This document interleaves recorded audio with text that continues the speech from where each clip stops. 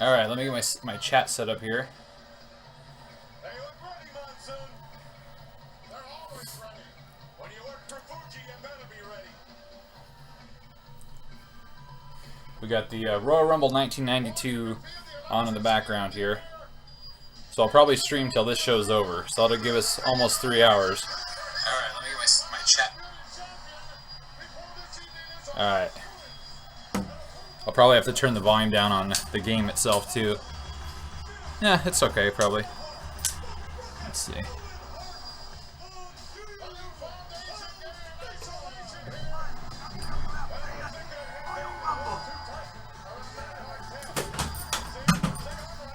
That'll work.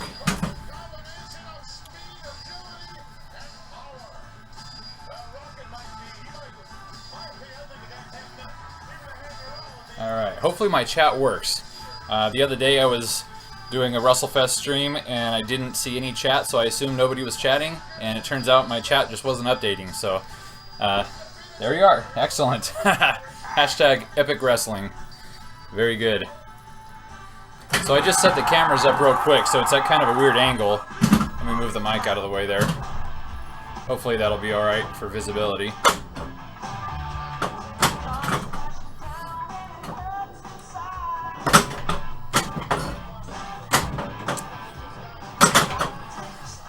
Feels like my table has shifted a little bit here. Might have been from when I was moving stuff around the other day. We'll see. I might have to adjust it, but...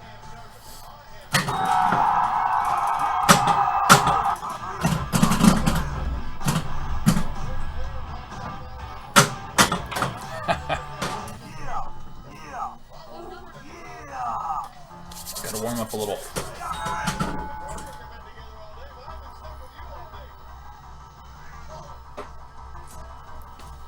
Alright. Since ball 1 or 2 sucked, it's immediately giving me the multi-ball mode. So I just gotta get up into the ring.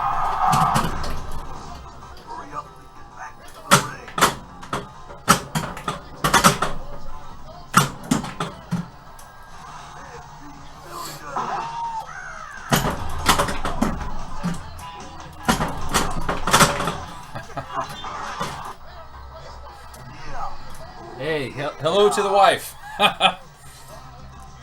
This is the WWF Royal Rumble, and then we got Royal Rumble 1992 on there, which is the greatest Royal Rumble of all time. So it's starting out with the preliminary matches, and when it gets to the Rumble itself, that's where you have the incomparable Nature Boy Ric Flair coming in and walking his way all the way through, fighting through 30 other men, 29 other men.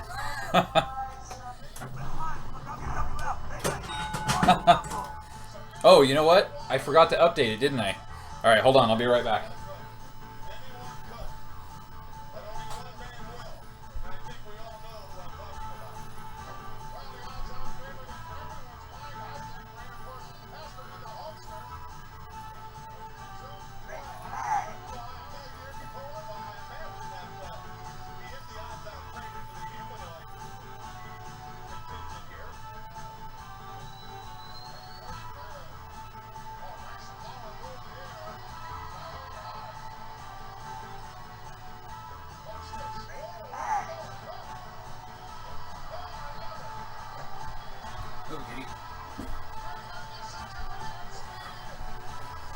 Awesome. Thank you for the catch. There we go.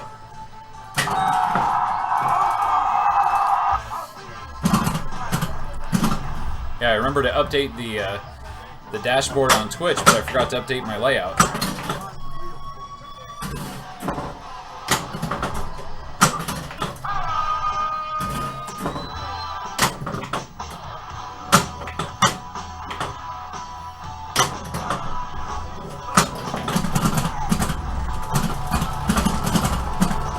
So I got the video mode here. That's what I talked about on the other stream earlier this week, about Stern being forced to remove the steel chair from the LE model.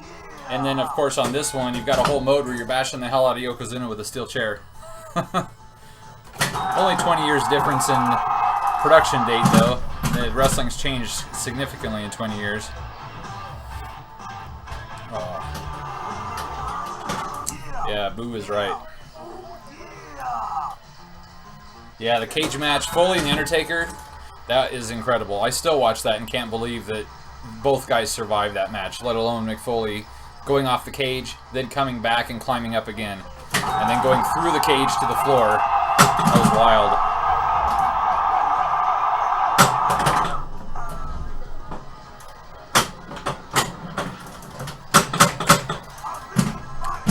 I don't know if you can see the rollover lanes from that angle or not at the top.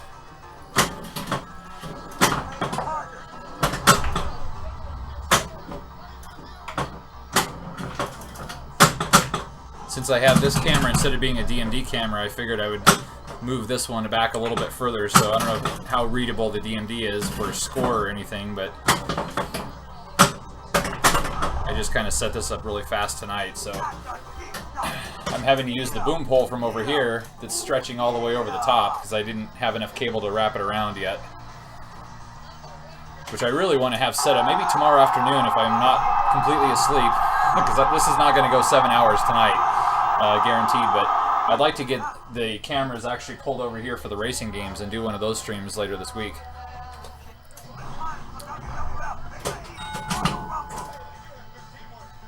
There we go, 3 times multi. There it is, Serby133, Funky Like a Monkey. Thanks for the follow. And congrats on the Judge Dredd pinball, that's amazing. Really fun game.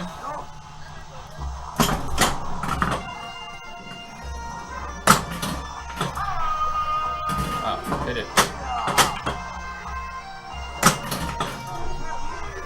So I'm probably going to have a hard time hearing the follows tonight since the sound effect is the same one as the one from this game, and I can't really see my monitor very well. So I'll try to catch it. I got the little chat thing there, so if I see it, I'm going to call it out down there.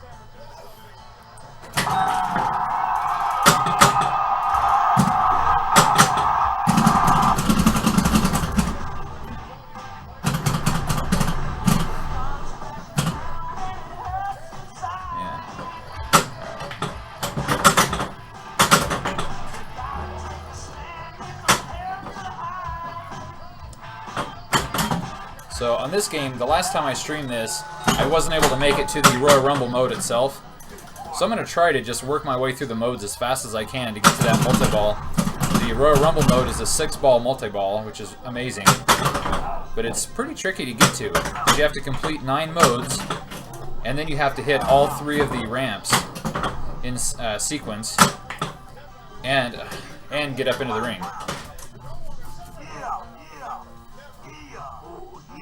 Oh yeah, Color DMD is amazing. It's totally worth the upgrade.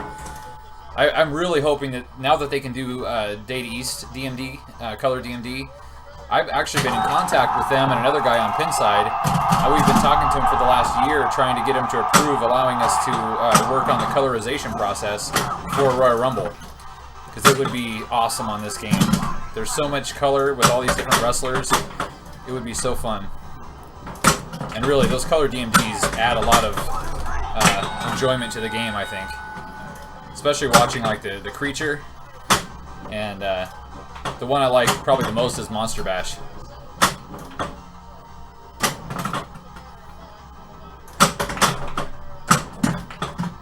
Alright, there's the Bonsai mode. Whoa. So Bonsai mode, you're supposed to hit the outer orbit multiple times around the left ramp.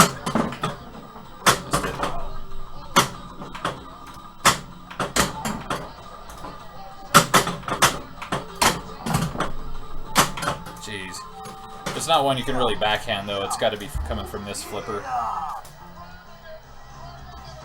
Yeah, man, Judge Dredd is so cool, and especially having that topper on there, that's amazing.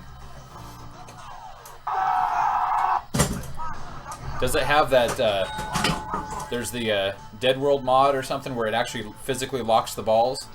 That's something I always hear about with that game, and it sounds pretty awesome, but I know they took it out in production because it was actually causing ball jams and it was too much maintenance, so they just got rid of it. But it's a pretty cool mod if you own it yourself, because then if it gets stuck, you can just pull the glass off. But it sounds like it'd be pretty awesome to have on there. Let's go 3-ball Pandemonium.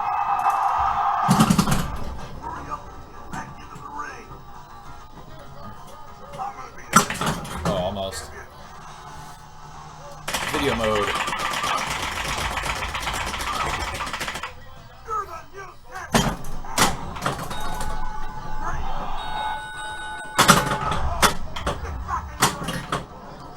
Oh, I still got the get back in the ring mode. Nope. Shoot. Oh. After playing WrestleMania for so long, this game feels really floaty. Like the ball feels really slow because I got a major slope on the WrestleMania. I was getting used to that ball being so fast. I'm gonna have to get used to the speed of this one again. And it probably does need to be adjusted a little bit, but it does feel pretty centered.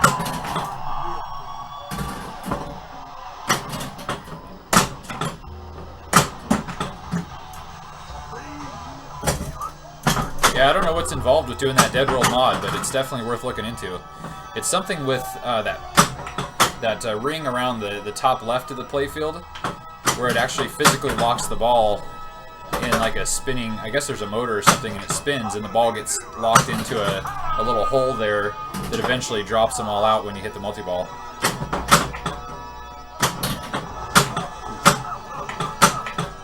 Alright, so this is the Undertaker mode, so I want to be dropping the dead drop targets on the left. Alright, and this is the Roddy Piper sleeper hold mode, so you want to get up into the pop bumpers. From the left flipper, the easiest is to go around that upper left orbit. Or from this one, oh dang it, if you loop up behind the coffin, it'll fire right through this gate right into the pops. And I've never, most of these modes I've never actually completed officially, because many of them just have timers, and I don't know that I've actually beat any of the modes officially. The nice thing is you only have to start it to get credit for it. And so to get to the Royal Rumble mode, you simply have to start all of the modes, even if you don't complete them. Whoa.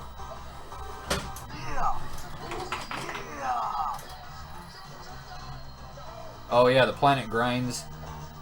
Yeah, I haven't really worked on one of those, so I'm not sure what the mechanical setup is for it, but yeah, that's something to look into, because if it does move and if it's already having some issues with movement, you might not want to try that upgrade, but it might be worth going in there and trying to rebuild it a little bit. Love this Hogan intro music.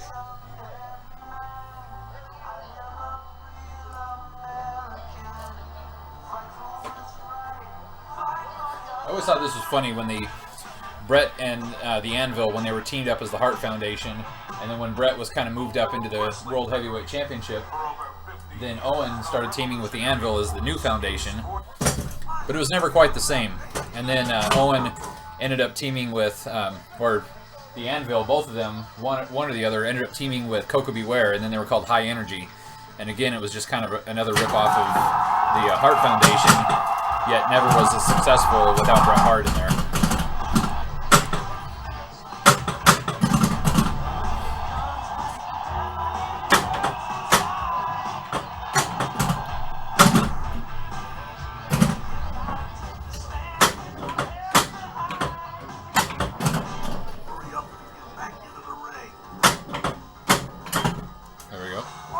Bonsai mode. Let's see.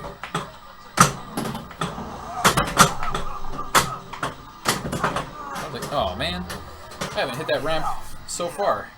Probably on my 4th game already.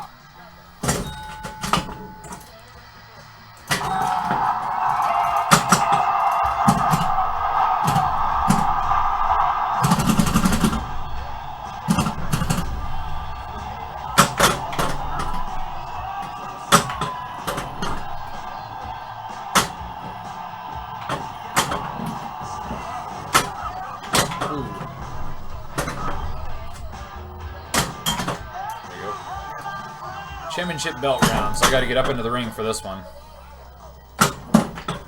Not like that. There we go. Jeez. There it is. So in this mode, you want to drop the 3 drop targets in the ring to collect an individual belt. Ah, I missed it. I'm not exactly sure how many points you get for each of the belts, though. Oh, come on. Try for the right. There it is. Timer ran out, though. Right as I collected it. So it's pretty cool to stay up in this ring if you can. And you can see that diverter at the top right. It sets it up where it makes it want to get the ball out of there, so you can't just keep knocking down the drop targets. Because those drop targets actually advance your end-of-ball multiplier, and you can really rack up points by staying up in that ring and setting up your multiplier. There you go.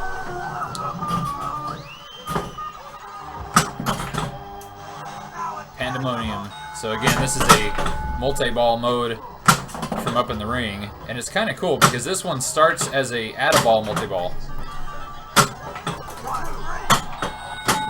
Oh, almost.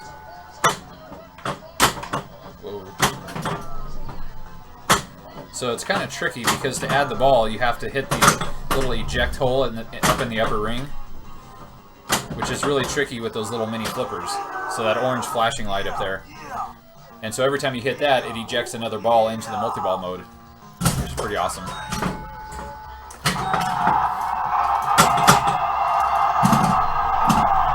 And what's kind of neat is this game gives you kind of a consolation prize. If you really suck on your first two balls, the third ball immediately starts with the Pandemonium mode activated. So all you have to do is get up into the ring to start it. There we go. Oh, right down the center. So this is technically the Royal Rumble multi-ball. So now you're looking for the two ramps and the orbit on the right for whichever one's lit for the jackpot.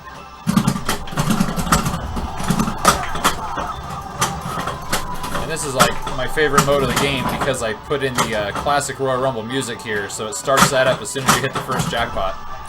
And of course, I just lost two of the balls. Oh, all three of them. But that mode is really cool because it simulates the Royal Rumble itself. So you start out with 3 balls, but as long as you can keep them going, if you wait for 15 seconds, you'll hear the audience chant, counting down, and then when it hits 0, it launches another ball in, like a new wrestler coming into the Rumble itself. Hey, there's Demented Warlock. Thanks for coming in. Really appreciate it. Playing some Royal Rumble tonight while watching the greatest Royal Rumble of all time, 1992. There we go, a 3-ball Pandemonium.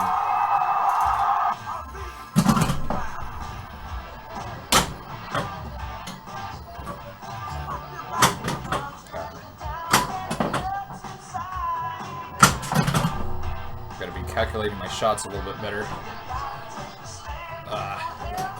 These outlanes have been pretty brutal tonight.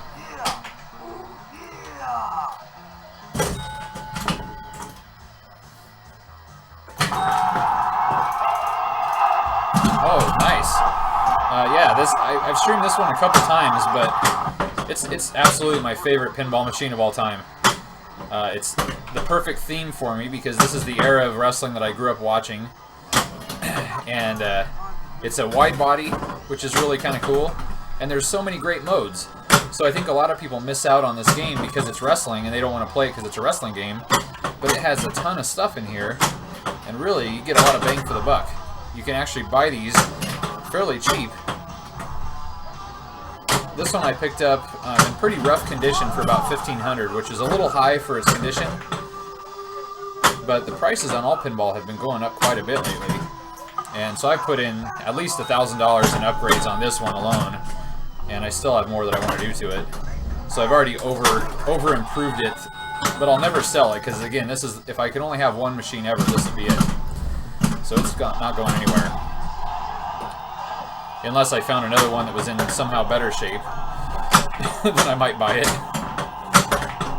I actually had a friend that picked one of these up not too long ago, and I was really tempted to buy it because his playfield was just slightly better than this one. But I really didn't want to do a playfield swap to only fix some very minor issues. Because you can't really even see it, but there's flash bulbs that are right underneath the artwork, and the one on the Macho Man flashed so much it was actually touching the plastic for however many years it was playing, and it melted the plastic and it bubbled up, and so there's a little bit of a crack in the artwork right on the Macho Man there. But otherwise, it's in great shape. There's really not any other major wear, even around the in lanes at the or the rollover lanes. It was really, really dirty when I got it though. So I spent the first weekend I got it, I put in 40 hours straight just in 2 days cleaning everything. Taking it all apart, scrubbing it down, using the novice to really polish and clean it and then wax it. But I haven't, it's been a while since I've really gone in here and cleaned it, so I'm getting close to the time where I'm going to replace all the rubber in here. I need to go back through and replace some of the LED bulbs. The ones that I used before are a little bit more dim than I like, which is not bad. These are all LEDs, but they look incandescent because I use the warm white, ghosted, or frosted for everything. So I'm kind of thinking under the playfield I'll use some of the brighter ones, but then all the GI I really like, kind of the old school look with the frosted whites. And the warm whites, not the weird bluish looking ones. Come on. Oh. Gotta remember about that center post. Yeah, this one wrestling was fun. Yeah, truly. Like, the current day wrestling is not nearly as fun.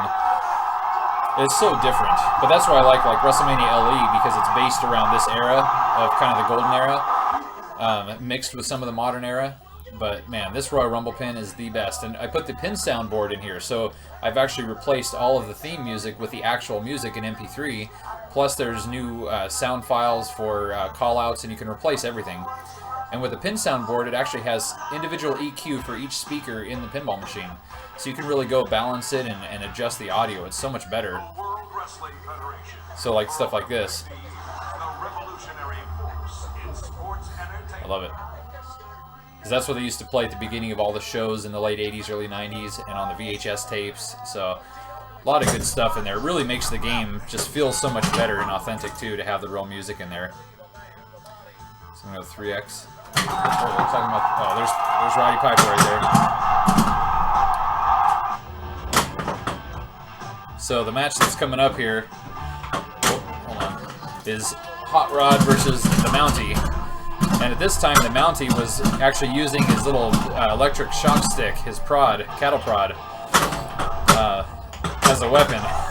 So of course that comes into play in this match.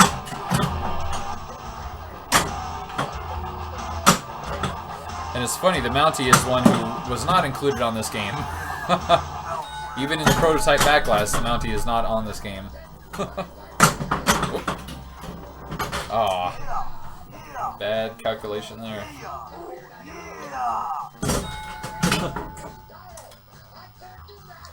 Yeah, I think you can get some really nice LEDs that aren't over-the-top LEDs. There's really nice ones, like the ones I used in here are from pinballbulbs.com, and they're the warm white ghosted or frosted, so they have like a frosted dome. I think I've got, these aren't really the same ones, but I don't know if you can see those.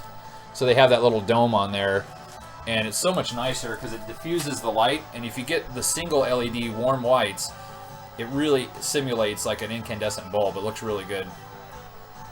And I used them up here like on the light mode start, and there's a couple spots where the original game had incandescents with those little rubber condoms over them. There were the colored condoms that would colorize each of these. So I matched the colors, so the only disadvantage with these LEDs is when they're not lit, you can't tell what color they are. But when they light up, they look amazing. But under the playfield, even using those ghosted or the frosted bulbs, it kind of dims it down a little bit, so you don't get that really blinding strobe light effect. The one that's most obvious, the two, I use these green ones down here, and I'm not sure if I like those green ones or not, so I may change them out. But you can kind of see how that green glow is in this whole area instead of being like a straight spotlight right up into the plastic.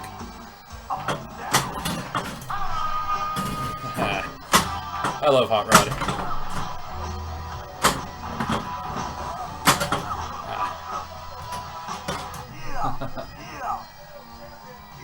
He's always so intense. Incredible guy.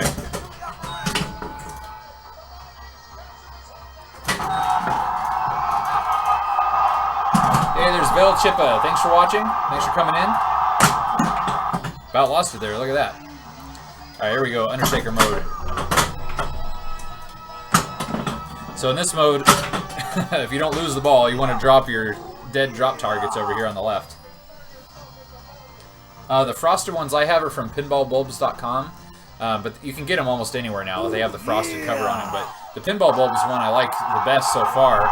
Most of the ones I have right now we got in a bulk buy from China, and they're okay. They're a little bit wider, so if you use them for GI, sometimes the hole in the play field is not wide enough, and you have to like use a Dremel tool to kind of smooth down the edges. But I think Pinball Bulbs has narrow ones now that actually go through the play field itself. And of course you can get different sockets that either stick up higher in the play field or they're recessed. So you might want to get some sockets as well if you have any of those situations. That's one thing that I messed out on. The first time I placed an order, I probably should have like taken the whole thing apart and really gone in and taken an inventory of the sockets that I had and what they were and all the different the bulbs that I needed. Because I just ordered a whole bunch of stuff and I kind of guessed on things, and I always end up running out and use lights or colors that I didn't want to use in a certain spot. Or I need something else and then you have to pay shipping for a second order the next day. That's the worst. But now this China order we did, I ordered like $200 worth of a whole variety of stuff. So most of those are going to go in my Batman pinball machine, which is already mostly LED'd, but I used a bunch of stuff that I didn't want. So I'm going to go in there and swap those out. And then it was really, the other day when I was streaming Genesis over here on the left, I was going to go through and put them in there, but then the whole game broke, so. I'm not sure what I'm going to do about that right now. I haven't been as motivated to go back in and troubleshoot it in the last week. So I'm kind of tempted to put the glass back on and move it out to the garage and bring in Firepower or Batman, since they're mostly ready to go. Firepower is done. Batman, the flippers need to be rebuilt. Which would be kind of fun to do on stream.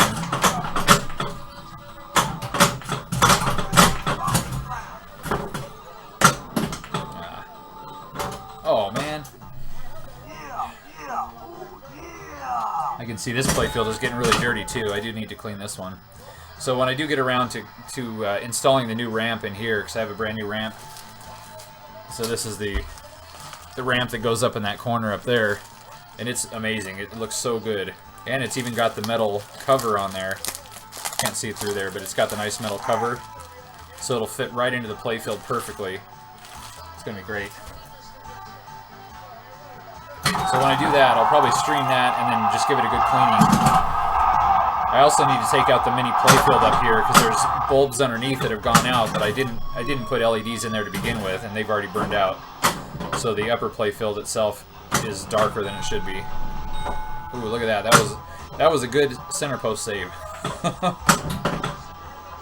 Center posts are like, you either love them or hate them. And I haven't decided which one I fall under yet. It's nice when you get those center drains, especially in this game with the ramp in the middle like that. But other times, then if I think I'm going to rely on that post, and then it hits the edge and it just goes right down. So you got to have almost a perfect hit, and then you can also nudge and bump with it to help save it.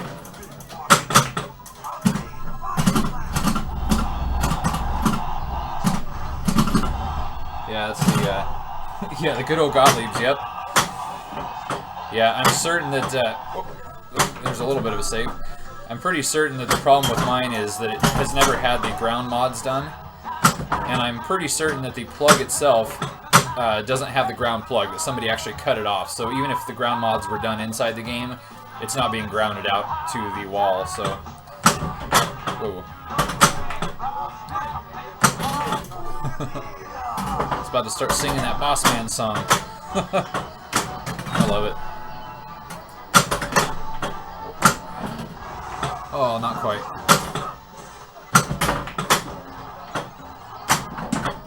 There we go. Undertaker mode. Come on. Alright, so you want to drop these drop targets. And in this mode, the idea is you want to drop all 4 in one shot, which I've never done. You can kind of skim by and hit them. Sometimes it's easier to bounce it off of that sling like that, especially if you're on this side. Not always, though. So as soon as you drop them, it resets them. And then when you're not in the Undertaker mode, they'll actually wait until you complete the entire set of them. There's the chair video mode, so I'm hitting the start button here, the launch button, to smash with that chair, which is pretty cool. There's actually several times in the game where you have to use your launch button here, the tag button, to actually interact with the game, and it's really a cool thing that causes distractions when you're in multi-ball mode, but you can get extra points from doing it.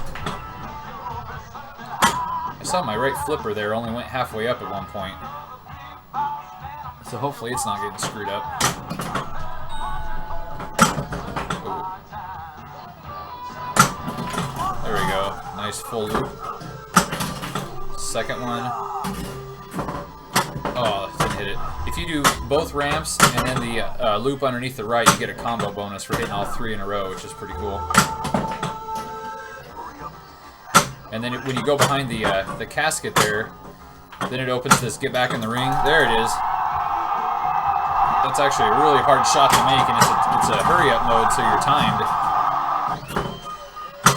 Whoa.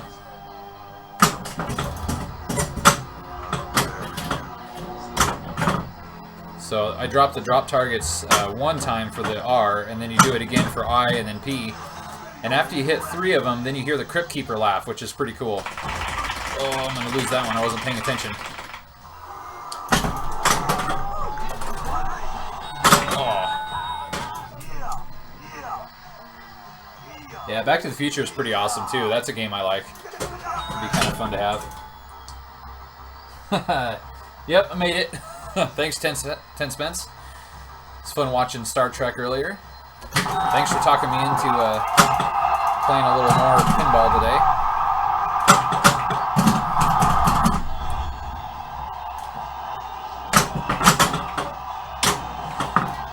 So I'm already on ball 3. The score wasn't great. You can see the specials are lit here because I didn't have like very good ball 1 and 2. There we go, championship belt round. So the other nice thing is you can kind of stack these modes. So the championship belt round is in the upper ring, which is also where I need to go for this pandemonium mode. Come on.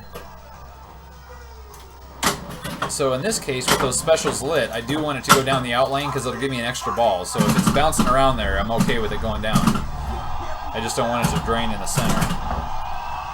But I do want to get into that upper ring.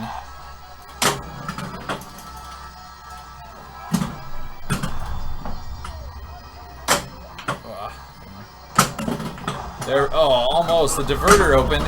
Oh, it counted it. There we go. Alright, so we got the Royal Rumble multi-ball. So I want to hit these flashing jackpot shots. Dang it. And if you can see on the DMD there, there's a count. So it's counting down from 15. And the count will actually stop if you're cradling a ball. So you have to be continuously flipping. You can't just hold the balls and wait for another one to come in. Which is kind of a neat addition here, so it allows you not to really cheat, to always keep multi-ball going. There we go. So I'm okay with that out lane because it gave me an extra ball, even though my multi-ball mode ended.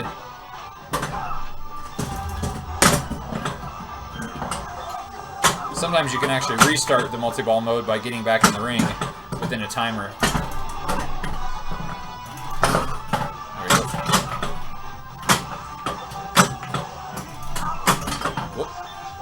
Saved it. So that shot I keep hitting at the left there is kind of unique because it's such a hard shot to hit intentionally, yet I do it on accident multiple times.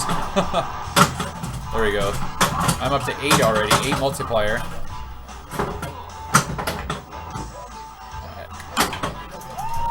So I'm in tag team mode right now, so I want to hit the tag stand-up targets on the right that are flashing. And you get an extra bonus if you can hit 2 targets in one shot, like if you ricochet it off of one to the other. And of course you hear the smoking guns, the cowboy tag team. You hear their guns ricochet off from the entrance music. Alright, so I got 1 letter left. The mode is over, but once you complete all 6 of those stand-up targets, then it gives you a chance to count a pinfall. And you can hit the collect tag bonus on the captive ball, and that's actually worth a lot. But you gotta wait till it's flashing to hit it. Look at that 9x multiplier, which is amazing. So this could be a pretty huge ball 3. There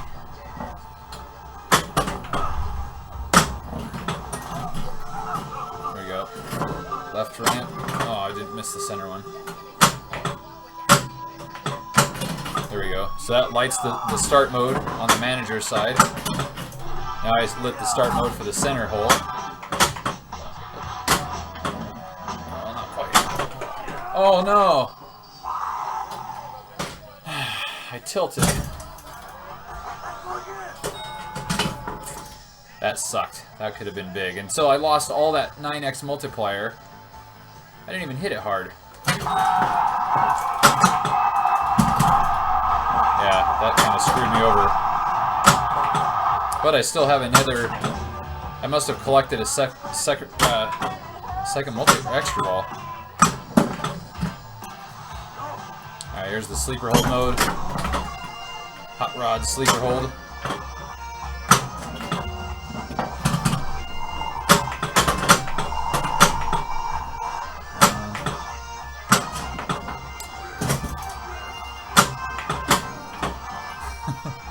Of course, when this mode is active, I can never get the ball back up into those pop bumpers. Alright, almost have the Macho Madness mode ready. So there's my 3 count for the tag team mode. Whoa. Got the evil doink music. So I want to hit that captive ball to collect the tag team millions. And if you hit it hard enough, it'll actually go all the way through and hit the pop bumper on the inside. And you get double points if you do that. There we go. Macho Madness is ready. Got to go up the right lane. There it is. Macho Madness mode. For some reason, it's not playing his theme music, though, so I think maybe the sound file corrupted on my USB card. Because it should be playing the Macho Man's Pomp and Circumstance. Oh, come on. The diverter just caught the ball.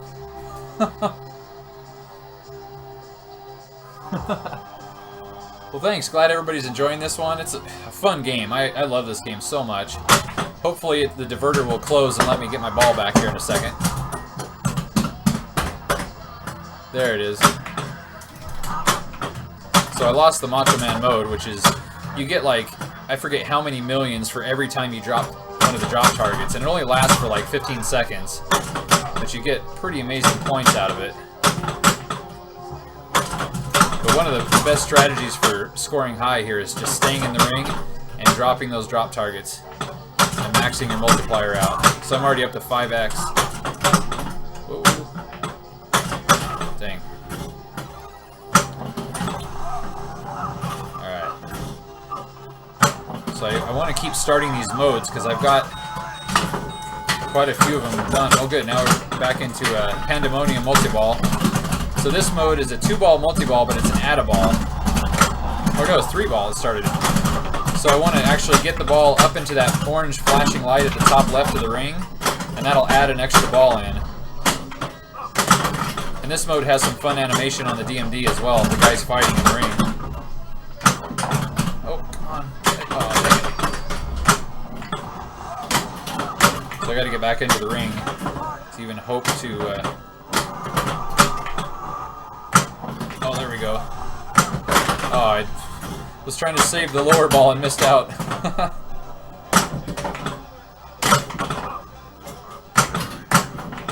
Come on. Dang it.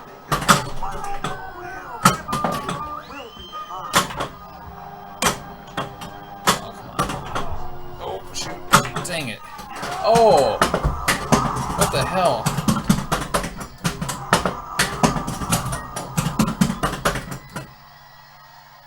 That was not even a strong nudge. I mean, I don't nudge. If you've watched my streams before, I don't really even nudge much.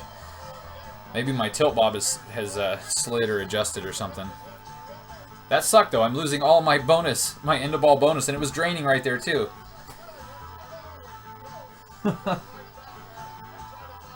Oh, I see FNA Gaming. Hopefully you're still in here. I just saw your message in there. If you're watching on a computer, you can scroll down, and I've got a whole list of all the different pinball machines and arcade games I have. But from this camera, you can see quite a few. This one next to me is Genesis from Gottlieb, and then there's a Pinbot and Freddy Nightmare on Elm Street on the end. And then I have Batman and Firepower out in the garage. And then, of course, there's racing games, and I've got Mortal Kombat 1 and 2 and WrestleMania and Lethal Enforcers, Bad Dudes, RoboCop, and 4-player WrestleFest. That's just the front of the house. The back of the house is packed full of other games like Star Wars, Joust. I've got Omega Race. I've got more wrestling games back there. Konami's Main Event. Just a ton of games. Street Fighter 2. I got a three-player original Rampage that I'm working on. Donkey Kong, Play Choice 10. So hopefully I'll get space cleared out in the house where I can actually start streaming some of those other games too. Alright, so this is our last ball. I gotta pay attention here because we're really close. I've got the light extra ball as the last mode, which would be sweet because then I'd have an extra ball here, but then I can start the Royal Rumble final mode. Oh, there we go. So now the extra ball is lit. So I gotta hit that mode, or that hole at the top left for Mr. Fuji. So right up here, Mr. Fuji. Ooh. Alright. And of course, when I want to hit that, I'm hitting the ramp. Maybe I should aim for Mr. Fuji when I want to hit the ramp. Oh, that was worth a shot. Oh my gosh. So I'm going to cheat. This game allows you to buy in an extra ball at the end. So I'm going to buy in an extra ball here because now it gives you that mode. I'm ready for the Royal Rumble mode. So I'm kind of cheating, so the score won't count, but I want to see this mode here because I don't think I've actually hit this mode on the live stream before. Alright, so we're going to go in multi-ball ready. That'll guarantee potential for hitting that extra ball without draining. So to start the Rumble mode, whoa, that flipper there's an issue with that. So right now I have to actually go through and hit the different ramps to start the Rumble mode. So there's the first one. Oh, you know what? I have to hit the flashing start mode first and then the ramps. So I need to hit that extra ball on the left. Oh.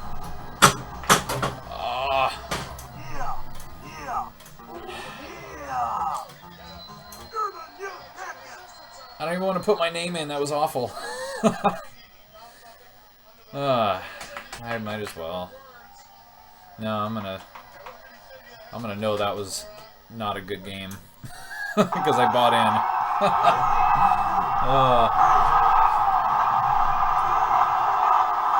All right, what do we got going on here? The Beverly Brothers versus the Bushwhackers.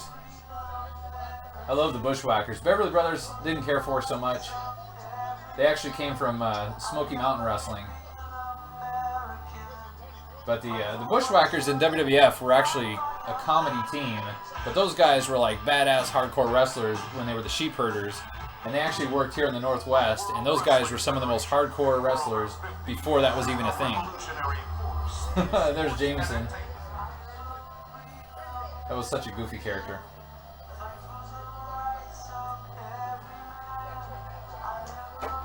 Yeah, the Bushwhackers, they were a lot of fun. Let's see.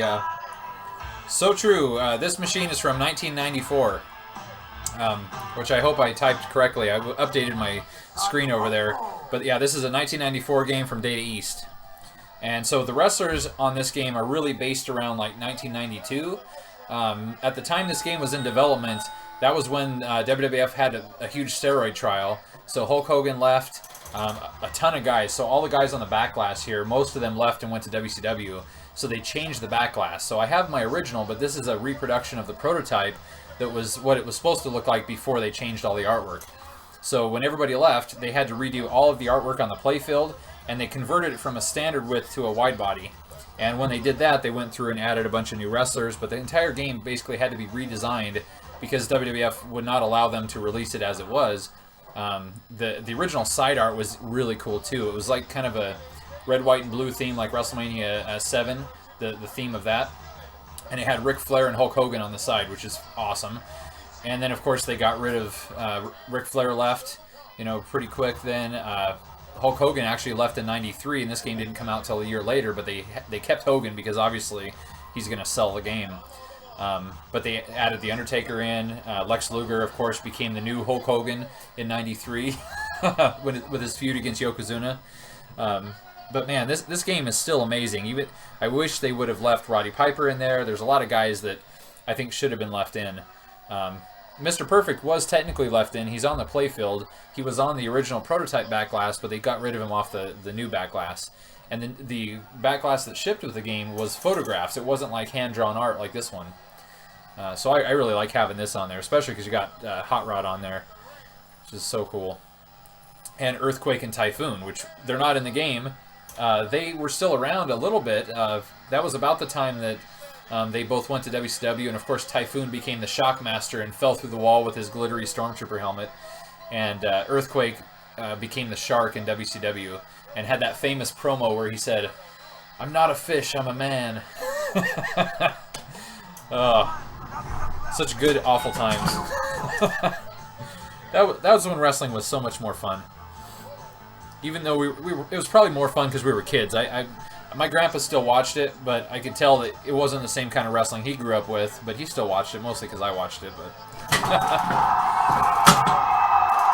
I'm sure we're kind of the same way now when we look at modern wrestling. If we grew up watching this, and now modern wrestling is not for us, but the kids that watch it now, you know, they don't like this classic stuff, yet they like the current day wrestling. So it's all generational.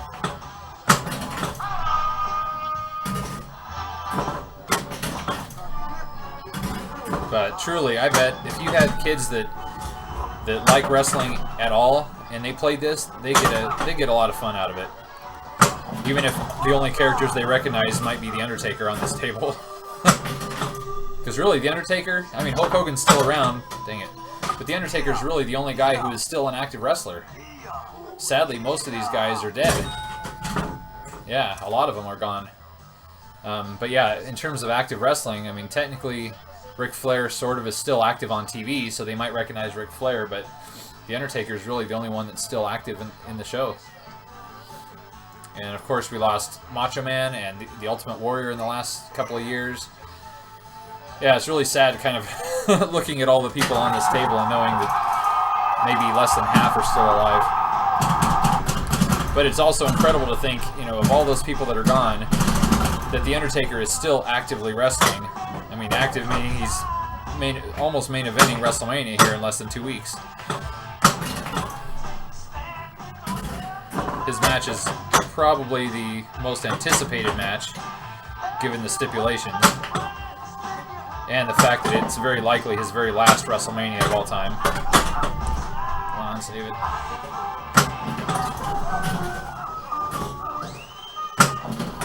There we go.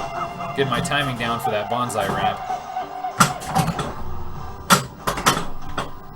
The bonsai mode itself is pretty awesome because the more times you hit that loop, the animation of Yokozuna climbing up the top turnbuckle with his giant ass about to drop down continues through, and every time I start that mode, the best I've ever got is where he's climbing to the top rope and he's about to jump, but I've never completed it to see the jumping animation. See him crush the guy.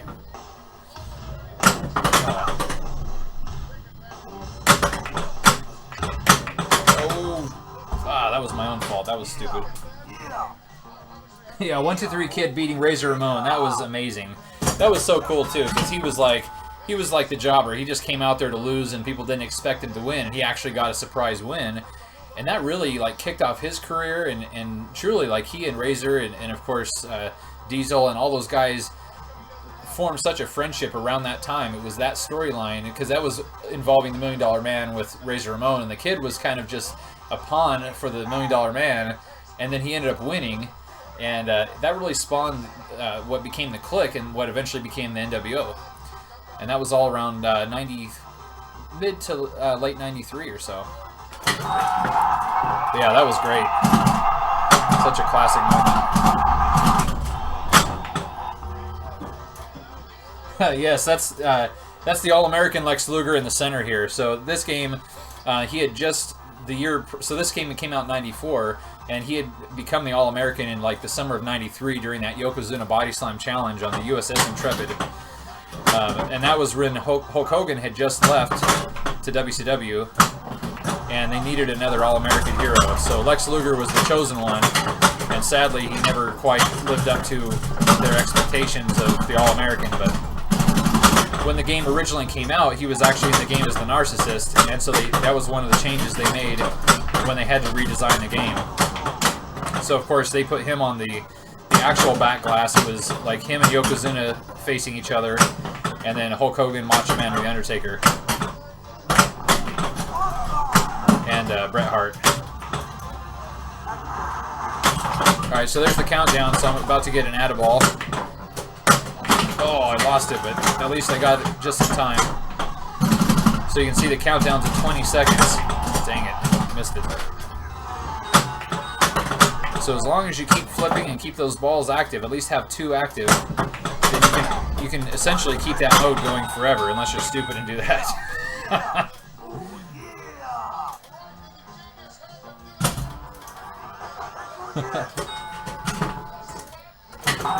So here's our pop bonus, so that makes the pop bumpers much stronger, and it shows the animation of like guys getting punched in the face for big points. There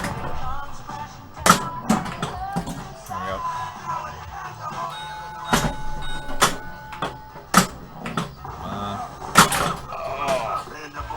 That's such a rough thing. You get halfway up that ramp and you just know it's coming right to the center. I gotta keep an eye out. I keep hearing the Macho Man, which is the same sound effect I use for my follow notification, so I keep wanting to look over and see if there's anybody else following, but it'll at least show me on my chat window here. Alright, we'll do video bonus.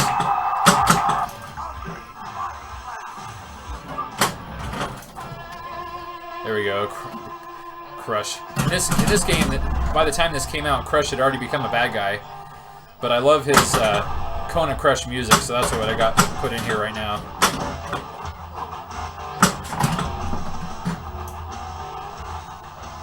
There we go, championship belt round. So I gotta get up into the ring for this one. Oh, come on, save it. There we go. Nice.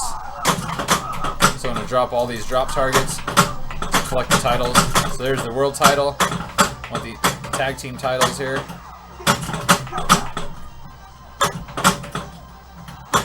Oh, come on. My targeting is off. There we go. Boss Man versus the Macho Man. Dominated.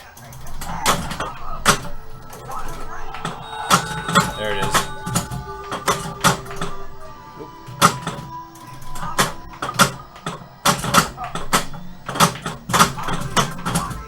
Roll it out. Alright. Nice.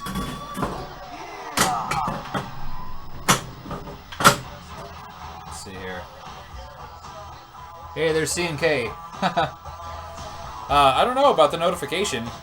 I noticed mine does that too. I only get notifications for Dead Flip and nobody else, so I don't know if I have to adjust the settings, but good to see you in here. Thanks for coming in. Sunny or Sable, neither one of them are in this game. This era would be Sunny. She would have been probably around at this time. She came a little bit later with the Body Donnas, but neither one of them are in here. Miss Elizabeth is on the back glass, but there's really no other females in the game, oddly enough. Let's see, 10 Spence Winter Wrestling event in Bakersfield, 98. The Rock was there. Oh yeah, The Rock had only worked for WWF, so he was never part of WCW. But 98 was like such a great time to be a wrestling fan. 98, 99, that was like the start of the Attitude Era, and it was pretty amazing. I mean, even watching back some of the stuff on the network, I'm kind of amazed at the stuff they got away with. But you could always count on every week the show had continuity, and the storylines were fun, and you always wanted to see what happens next, and there was cliffhangers, and the writing was so much better. These days, there's almost no reason to watch the show. You can see everything that you need to see on the 3-minute clips they post to YouTube. You don't have to watch 3 hours of wrestling on Monday to understand what the show's about. Come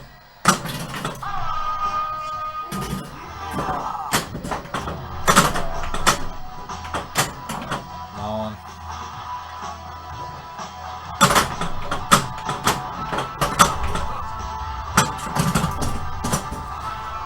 So I really want to just focus on getting that rumble mode. I was so close on that recent game. I want to hit it before the end of this stream. We're so close.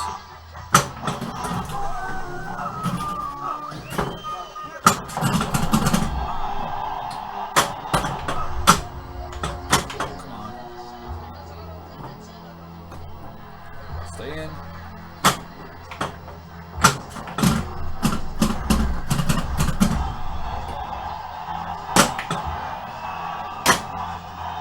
I can hear the sound kind of fluctuating. I think it's because my volume control inside is really sensitive, and I have it turned down a little bit, and there's a spot on there that it kind of fluctuates, so I might adjust that here in a second.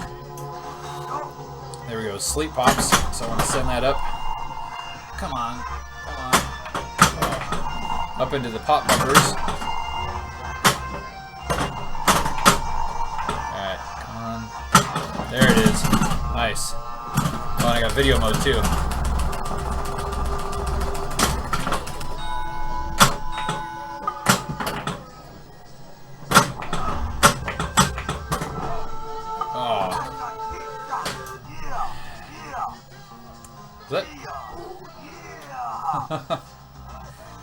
Yeah, that was ball 3. There they are. Look at that, Legion of Doom. And those belts those are like the best tag team title belts. The ones they have now are like perfectly round and they're copper looking. They look like giant pennies. They're pretty ridiculous. Do you smell what David's cooking? I hope not. No, I don't. I haven't actually had dinner tonight, so that's probably something I should do considering it's almost 1 a.m.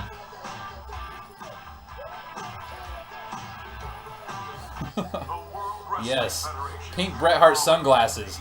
So I actually have a pair of original glasses I got from Bret signed over in my display case, and they're so cool. I wish as a kid I could have had some of those. And my mom, we never had a way to buy any of the merchandise because it was all mail order at the time, and she never wanted to write checks or anything. So I had the Hasbro action figures, and I still have all of my original figures down here under the game, but those glasses were so cool, and I always wanted them. So if you had some and wore them to school, that's awesome. Very cool. Yeah, that's great. Fader. That's true, yeah. I probably need to get some of that for my volume control, the lube for that. Because it's really just kind of loose. Yeah, check this out. So, the natural disasters, earthquake and typhoon. So they are on the back glass right over here. It's hard to see probably from that angle, but they just... Earthquake's inner thighs are so disgusting. But I love it because he's just a massive mountain of a guy. But they just released the Bushwhackers and the Natural Disasters as DLC for the WWE 2K game. And it's so amazing. They even did the full animation for Earthquake's splash where he jumps around and runs off the ropes and crashes down on him. Yeah, they were so awesome. Earthquake was one of my favorites. Alright, let's see. So we got the short version of the New World Order. Alright. So I did that on my stream the other day, but it was like 5 a.m. or something when I got to it. But again, essentially, as we were talking about with 93 when Hulk Hogan left WWF, he went to WCW, and he was basically playing the same character he had forever with the red and yellow. He was a good guy, Hulk Hogan, and that only lasted a couple years. But then Razor Ramon and Diesel ended up leaving in 96, just after WrestleMania in 96. That was WrestleMania 12. They left to WCW, and they pretty much debuted by just showing up in the audience, and it looked like it was, you know, everybody knew them as Razor Ramon and Diesel, and so they didn't, of course, use those names, but they implied that these were WWF wrestlers coming over to WCW to invade the company. And so for a long time, they were just called the Outsiders, and they were just coming in and dominating, beating everybody up, taking over the show. And then it was Bash at the Beach of that year when Hulk Hogan and Macho Man was out there, and the Outsiders was beating. Come on. I bet my buttons have a problem because that normally doesn't happen like that. Damn. But the Macho Man was getting destroyed, so Hulk Hogan comes running out, and everybody's so excited Hulk Hogan's going to save the Macho Man. And instead of saving him, he drops a big leg right across his face. And the fans went nuts, and they threw trash in the ring. And I mean, the ring filled with like cups of soda and garbage and all sorts of stuff. And that was such an amazing reaction because up until that point, Hulk Hogan had been a good guy, everybody's favorite, say your prayers, take your vitamins, train, all that kind of stuff was going on since 1984. And here we are 12 years later, he finally turns against the audience and tells the fans how much that he duped them all those years and he was just using them for all the money and the fame. And then he coined the term New World Order. And man, that's when it all started. And the fans reacted so perfectly. They hated his guts. And I remember at the time, because the internet has really, at that time had only been around for a couple years in terms of like public use. So there wasn't a lot of websites out there with like insider news and stuff like that. So it was actually a pretty big deal where the people on the wrestling websites at the time, like they even refused to write the name Hulk Hogan. They were so mad. And so they would write like HHH, which at the time Triple H wasn't called Triple H, he was called Hunter Hearst Helmsley, but people would still like abbreviate that as HHH just to avoid writing Hunter Hearst Helmsley. But at that time, Hollywood Hulk Hogan ended up being Triple H. He was that HHH guy they talked about because people were so mad that they wouldn't even say his name. I wish there was bad guys in wrestling that were that good today that people would be that mad to not even want to say their name. To some people, I guess John Cena is that way, but he's not a bad guy. He's just, people just don't like him. Women and children love John Cena, and a few guys like John Cena. But Roman Reigns is kind of like that, but again, he's a good guy, and it's not that the fans hate him because he's a bad guy, that they're supposed to. They hate him because WWE wants him to be their big champion, and the fans aren't buying it. So most of the heat on wrestlers these days come from poor storylines, poor booking. Sometimes it's just the fact that the wrestler could be okay, a good wrestler, but the company has pushed them down the fans' throats and the fans don't buy into it. And that's really what's happened with Roman Reigns. I think he does have great potential to be a bad guy.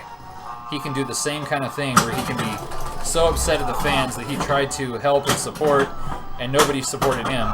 And it could be a perfect heel promo, and people would totally buy into it. So I'm hoping at WrestleMania this year that Roman actually turns, because he's facing Triple H, which Triple H is supposed to be the ultimate bad guy right now, but people love him because of what he's doing with the new wrestlers, the NXT developmental wrestlers. So it wouldn't surprise me if somehow Roman Reigns turned and maybe even joined the Authority or something. I don't know. There's so much going on leading into like the Authority characters of the show, and that's always been a thing in wrestling. You always have like the evil Authority figures, which is really played out. I mean, that the biggest part was McMahon in the late 90s as the evil Authority that Steve Austin was rebelling against and fighting against, and they rehashed that storyline over and over and over, so it's kind of been played out. So it is time for a change in that sense. And I think that's what they've set up with the Undertaker match with Shane McMahon. If Shane somehow defeats the Undertaker, then he takes over the show. And of course the fans want to see that because people are just begging for some sort of change. But nobody wants to really see the Undertaker lose. So they've kind of put themselves in a weird position. And then this week they just announced that if the Undertaker loses, that's his last WrestleMania ever. Which to me just almost guarantees that somehow, probably by interference or something, that he will lose. But they said it's his last WrestleMania, not his last match. So it wouldn't surprise me if he actually wrestles all the way leading up to, up to SummerSlam this year, and then they put him in the Hall of Fame next year at WrestleMania. So they're kind of stacking things in a way that seems very predictable, but because of the implications, they could do a whole variety of things with the way they've set the show up. Yeah, the finger poke of doom. That's excellent. That was Hulk Hogan and Kevin Nash. Kevin Nash went in there and they did the whole finger poke thing. So you think they're gonna fight? Everybody was hyped up for it, and then they go in there and touch his chest. He throws down, and it's all over. That was a very classic moment, which a lot of people point to as the moment that the NWO went from being awesome to the downfall of WCW. There was a lot of things. It wasn't just one thing. There was a lot of things that took WCW down. Yep. They were the benchmarks of fraud of the era. Yeah, there's a lot of people. That's pretty cool. So Demented Warlock, I'm scrolling back up here. I missed your comment there about the Legion of Doom, the foam shoulder pads. That was something I remember seeing in the WWF magazine, and they had that little Shop Zone catalog that had all the stuff in there. And I remember wanting that so bad, and I used to make my own, so I made cardboard belts and cardboard shoulder pads, but it was never as cool as the foam ones. And then I kept thinking, well, like we had Little League shoulder pads, and I never even thought as a kid, just paint them red and put spikes on them, and they'll look really good. And probably cost about the same, because those foam ones were pretty overpriced considering the time. So, what storyline did Andre the Giant have? He was involved in a lot of storylines, but primarily it was all like late 70s, early 80s was when he was like in his prime. And most of his storylines were simply that he was a giant that nobody could beat and nobody could body slam him. So at WrestleMania 1, he feuded with Big John Studd, who was the other giant at the time, and they had the $10,000 body slam challenge. So if John Studd could body slam Andre the Giant, then he would get $10,000. And Bobby the Brain Heenan had a duffel bag full of cash in there, and of course he couldn't do it, but Andre eventually body slammed him, and then he took the bag and he threw all the cash out to the audience. So that was kind of fun. And of course Andre was a good guy at that time, and then he turned on Hulk Hogan, and that's what led to WrestleMania 3 in 1987, and that's really where the peak of wrestling started. Like the golden era of wrestling started around WrestleMania 3 with 93,000 in the Silverdome, the Pontiac Silverdome. Amazing. And that record, of course, there's a lot of speculation that number was not accurate. I mean, it was still a lot of people, but there's speculation that number was inflated. But like legitimately this year, in 2 weeks at the AT&T Stadium, they're expecting like 100,000 people. And at least from what I understand, they've actually, Ticketmaster claims that there's only like $2,000 seats remaining. But I have my doubts about Ticketmaster. They've screwed me over enough this year. I'm trying to get good seats. But from one estimate I read recently, they have like 84,000 tickets sold already for WrestleMania this year, and they're expecting to at least get 100,000 going. So the nice thing is if you're close to Dallas, Texas, you can probably get cheap seats because they want to fill everything up in the back areas, probably the day of the show or that week leading up to it. If there's any tickets left, they're going to go really cheap. But I can't imagine sitting in a 100,000 seat football stadium in the back row to watch a 20 by 20 foot ring in the middle of a football stadium. It's incredible. But they'll have giant screens, so everybody will have a decent view, but if you're that far back, it's just really the experience of being there. But yeah, eventually Andre, after Hulk Hogan defeated him at WrestleMania 3, Andre, his health was really declining quite a bit. And so he died actually on my 13th birthday in January of 1993. And even leading up to that, at SummerSlam 91, so 2 years before he died, he was still involved with wrestling. He was actually managing the Bushwhackers against the natural disasters. And he came out to the ring and he was in crutches and he couldn't even stand upright anymore. So they still brought him onto the show. But it was really sad because you could tell he was just continually getting bigger and bigger, and his body just couldn't handle it.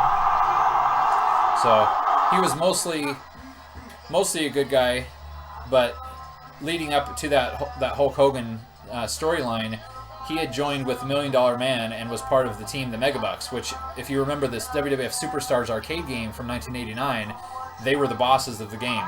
So you would fight all the way up to Andre and Ted DiBiase. And so the gimmick there was that at one point at WrestleMania 4, so the year after, they were fighting over the title and everything. Well, at some point, Andre won the belt, not at WrestleMania, but he won the belt and then sold it to Ted DiBiase. And that was a little bit later on. Sold the belt, and then of course they had their president, Jack Tunney, say, you can't sell the belt, you have to earn it. So they took the belt away. So Andre technically never held the title. And Ted DiBiase never had the belt either. They stripped him of the title. And then Ted DiBiase went and made the $1 Million belt, which is the diamond-encrusted belt that he commissioned himself, and so it wasn't an official title. But they did end up defending it a few times. And Steve Austin actually held that title when he first debuted in '96 as the ringmaster, managed by Ted DiBiase. So Andre definitely was a huge star. I mean, legitimately, figuratively, and literally. But sadly, most of his great wrestling days were in the late '70s, and by the time he was, on TV in the WWF, he had already kind of gotten so big that he couldn't move well, and it was kind of sad. They kind of put him off into tag teams, and he really didn't do a whole lot. Towards 1990, like, he teamed with Haku, and they were called the Colossal Connection. And then eventually, and he was a bad guy at that time, and that's when he turned on Bobby Heenan at WrestleMania 6 in 1990. And then he was a good guy till he died. But the fans loved him, and of course he was, very well known for his role in The Princess Bride. And so a lot of people that don't know wrestling know him from Princess Bride.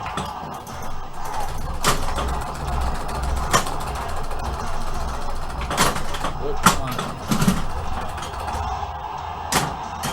There we go.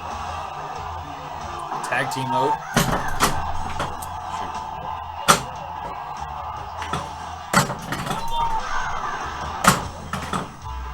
All the way out? Nope.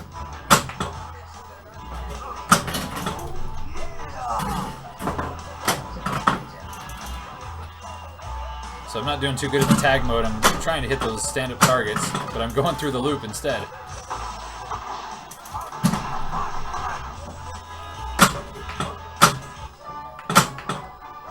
And there's the All-American Lex Luger music. Ah, man.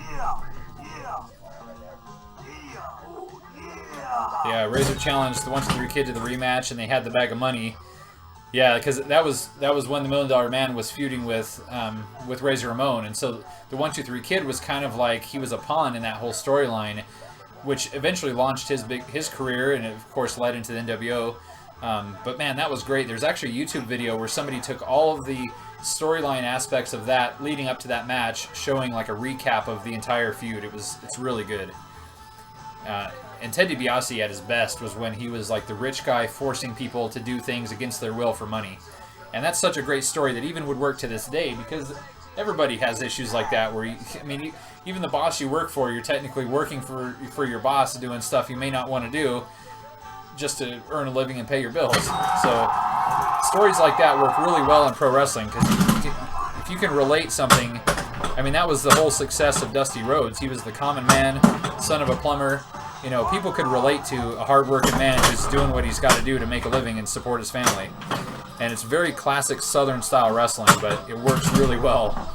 And it's a very simple story to tell. It doesn't have to be super complex like they, in the late 90s, the Attitude Era stuff. Sometimes they had complex storylines that they were fun, but they didn't always make a lot of sense. And especially these days, there's almost no actual storylines going on in terms of wrestlers.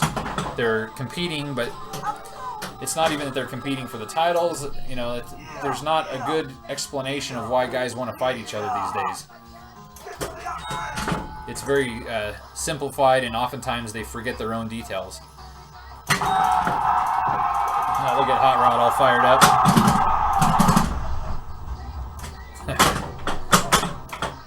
Hot Rod is the greatest villain of all time.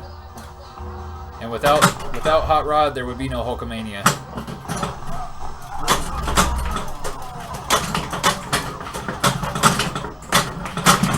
We got our Royal Rumble multi-ball. I'm going to try to keep this going and hit a bunch of these jackpots.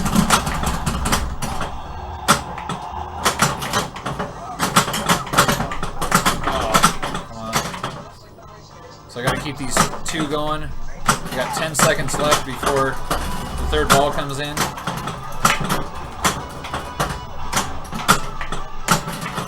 Come on, stay.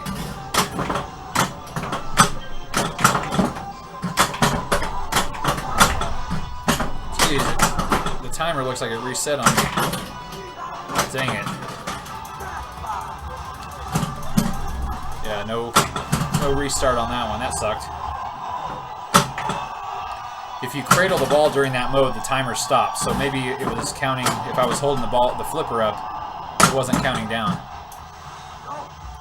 There we go, the hot rod sleeper mode.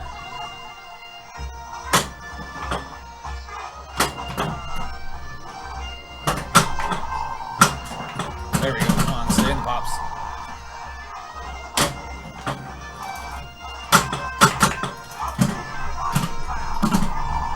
Sometimes you can gently nudge and it will keep them bouncing around just enough to keep those pop bumpers going. So I got 30 million for that mode, which is pretty decent. Oftentimes I don't get it up there in time before the mode ends. There we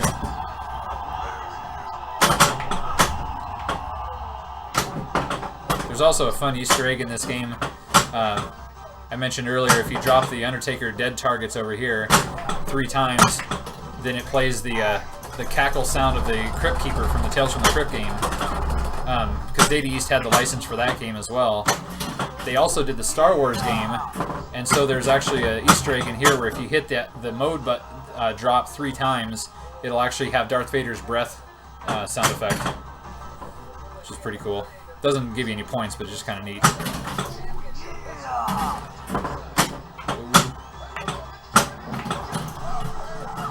His Lordship Alfred Hayes.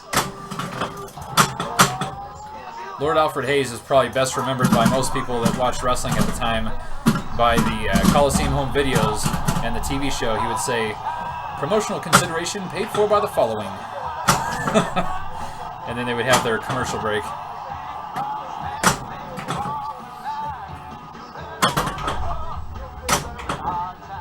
Oh, man. Love the Boss Man's music. That wrestling scene at the end of the Borat movie. Yeah, that was... or Bruno? No, it was Borat. I guess Bruno had one too, but Borat was when they had that naked wrestling scene in the hotel with that really big guy. That was crazy. I remember watching that in the theater, and I could not believe that they were showing that amount of hairy ass.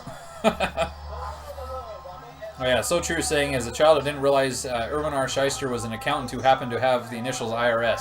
Yeah, and he was always claiming, you know, you're a tax cheat. All of you filthy people out here cheat on your taxes. As a kid, I didn't know what cheating on taxes meant, because I figured, well, how do you cheat on taxes? You just put in the numbers that you made, and so I didn't understand what cheating on taxes meant, but yeah. And then he and DiBiase were Money Inc., so they were a great tag team. All right, DLF 21, thanks for coming in. Congrats on the new pin. Thanks for stopping in, and we'll catch you later. Yeah, IRS, what a name. Irwin R. Shyster. So, oh, look at the Macho Man. We got the Savage glasses. I actually have quite a few different varieties, but I don't have those. But, yeah, IRS is the father of Bray Wyatt and Bo Dallas, who are current wrestlers. Bray Wyatt's a great wrestler. That's probably my favorite new wrestler, new character that they've developed in the last 5 years, probably. Really good. But it's funny because he doesn't look at all like Irwin R. Shyster, and he doesn't look at all like his brother, Bo Dallas, who also doesn't look like Irwin R. Shyster. So they're all related, but maybe they have, I don't know. They're all very different. Look at that. Sid Vicious. He's so intense. Like, he doesn't blink, and he rarely moves his teeth.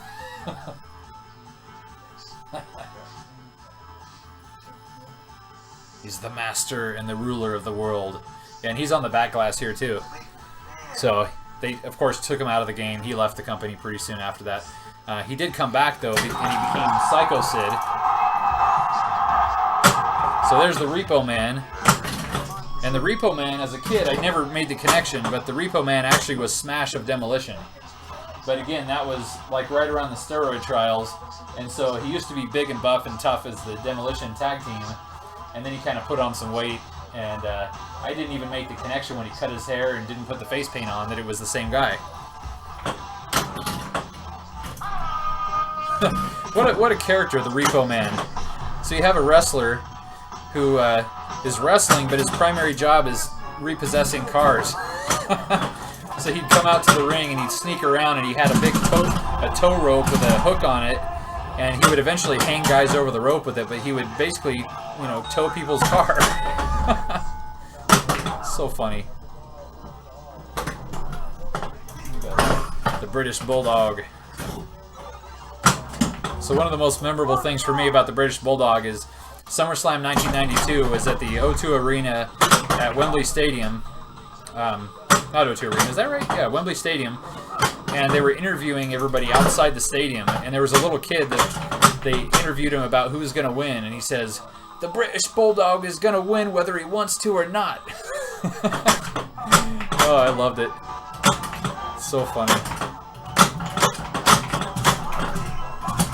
And the funny thing about that match, so that was against Bret Hart for the Intercontinental title. Main event of the show. Well, the British Bulldog was so wasted on drugs that day that Bret had to walk him through the entire match because he had forgotten everything that they had planned for that match. And even considering that Bulldog was pretty much mentally wasted and out of it, the match is still a classic. It is a fantastic match, and I would never have guessed that the Bulldog had forgotten everything about that match before they started it. But actually, that entire show, they were having some issues then. That was actually just a few months after this. A lot of the guys at the time were very heavily into drugs, and most of them using cocaine to wake up and then sleeping pills to go to bed, and they were just mixing so much that it was just amazing. But you know what? It really gave them some great promos. The drug-addled promos of this era can never be matched. Not condoning drug use or anything, just saying we're never going to get this era of wrestling again.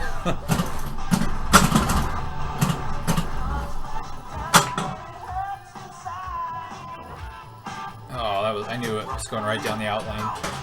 And there he is, there's the man. I'll turn the volume up on this. Oh, Paul Bear's already done talking.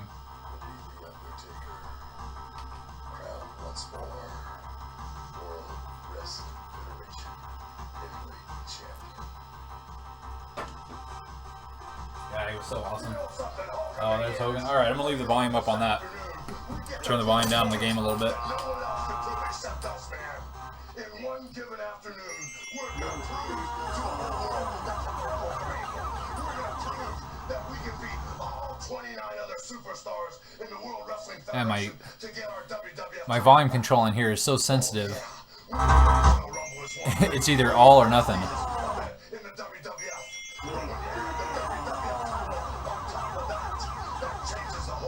Alright, I think we're going to just try to turn the volume all the way off. Whoa. Come on. There we go. Because I have that new audio board in here, it works a little different. The analog volume control is being translated to digital on the board. Captain Lou, man. Captain Lou was amazing. He passed away, I forget how many years ago, but he was crazy. Yeah, he used to like tape rubber bands to his face and had his hair all tied back weird. And he was Mario on the Super Mario Super Show. Catching about 20 years of wrestling history, absolutely. I loved it. It's so funny because it's so long ago, but I remember all this stuff as if it was yesterday. It's like my whole life was wrestling. I mean, it is now too, but like all of the moments of my life, I can relate back to what was happening on WWF TV at the time. Whether that's sad or not, that's the way it is. Oh yeah. No more Barry Bonds or Sammy Sosa's or Marco McGuire's either. That's very true, 10 Spence. Steroids are now, at least in wrestling, they test more thoroughly than they do in the NFL and all the other sports combined. There are still guys that look like they're probably using, but they're probably using HGH because there's not a valid test for that right now. But if you look at most of the guys, they're pretty small. They're in shape and they're fit, but they're not like they were. They're not He-Man action figures like they used to be. But this is the greatest Rumble of all time. There's so many amazing... I mean, the guys, everybody that's in it is great. There's amazing eliminations. You know, you watch Ric Flair fight his way to the end, and the commentary is on point. Bobby Heenan's commentary in this is the best. I mean, it always is good, with the exception of some of his WCW days where he would be drunk on the air, but...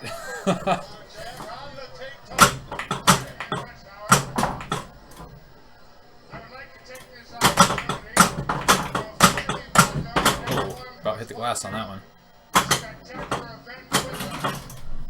And this is the president, Jack Tunney, which actually he was in charge of WWF Canada at the time. So he technically was an executive of the company, but he wasn't, like, he was playing a character of the president.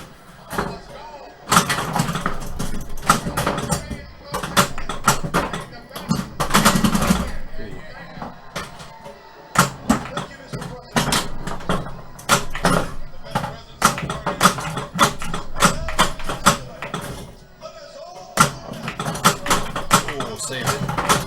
Damn it. Number 1 for the Rumble. This was back when they actually would like randomly, well, they made it seem like they randomly picked, and it was always exciting to try to guess who was coming out next. And my friends and I used to always place bets on like what position somebody would come into the Rumble and who would win. It was so good. And this was back when they would have a new entry come into the match every 2 minutes, so the match guaranteed would last at least 60 minutes.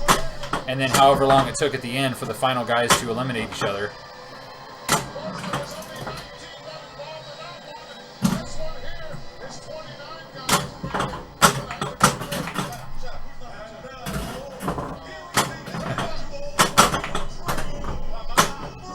Number 2. The $1 Million Man himself.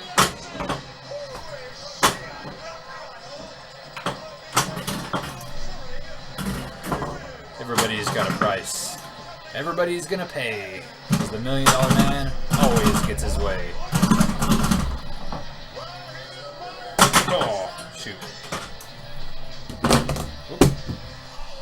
Drop my phone.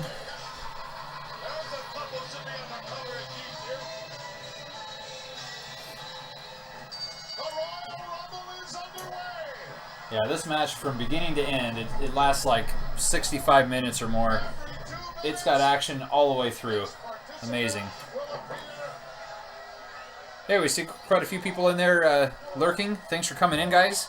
Hope you're enjoying watching some wrestling and some WWF Pinball. Feel free to join in the chat if you have any questions or want to say anything. Or just continue lurking. I appreciate that too.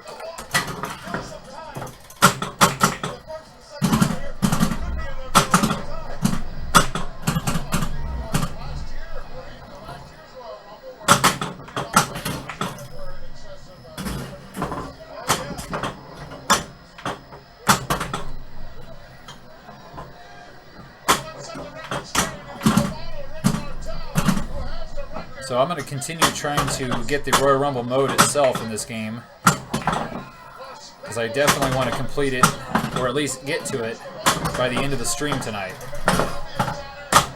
So we'll go until the end of this Royal Rumble here. So we got a little over an hour left.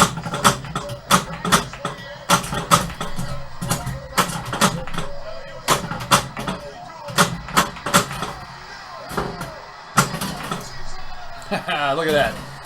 DiBiase eliminated already.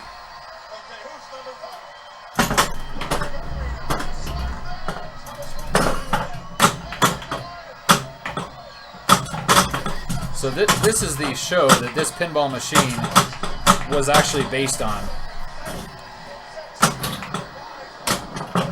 So it's not only the greatest the greatest Royal Rumble match of all time, but it spawned the greatest pinball machine of all time. At least in my opinion. There we go, got bonsai mode active. Let's see if I can loop it around. Oh, about lost it there.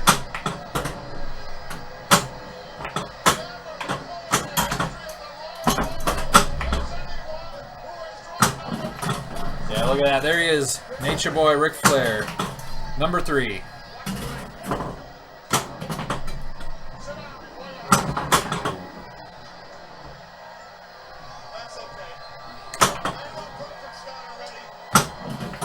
Careful, because my tilt is really sensitive on this table tonight.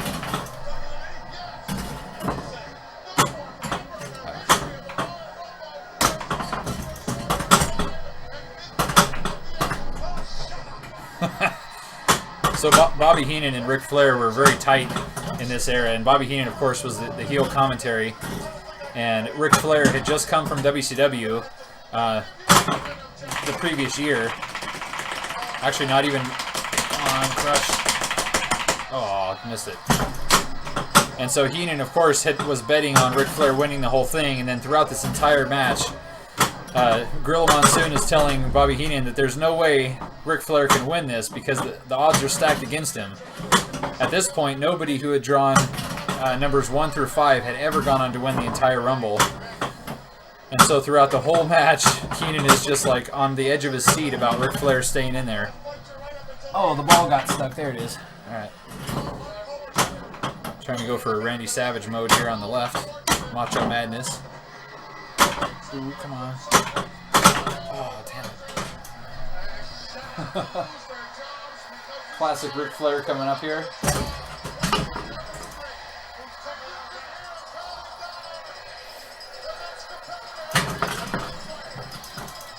Is it? Oh, Nasty Boy Knobs.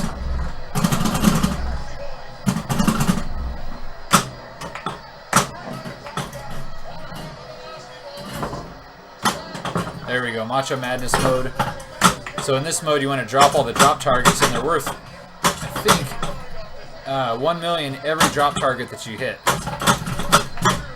Oh, there I just got the tag team title, the tag belt, which is if you loop around enough times, you eventually will win a belt. Come on, there it is, up to 5x. So if you can somehow maintain the ball up in the top mini playfield, you can really rack up your end of ball multiplier.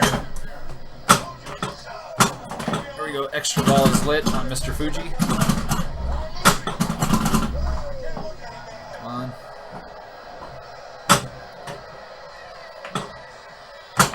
Oh, almost.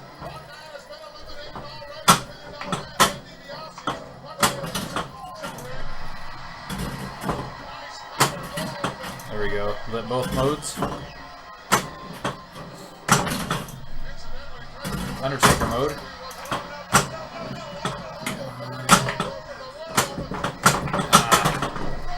Gain control.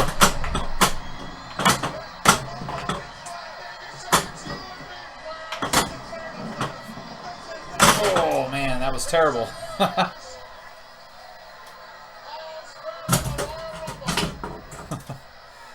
Ric Flair is amazing.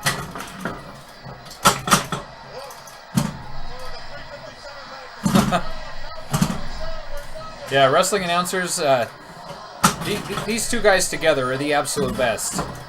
Gorilla Monsoon and Bobby Heenan.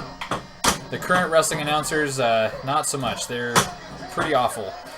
But, I mean, there's been some amazing teams, but the greatest team of all time, I believe, is Bobby Heenan and Gorilla Monsoon. And then next to that would be Jim Ross and Jerry Lawler together. And then I like Vince McMahon was great with almost anybody, but he and Jesse Ventura worked together. And even Roddy Piper and Vince were great together. And Jesse and Gorilla worked together several times too. There it is, extra ball, Mr. Fuji. Sleeper mode.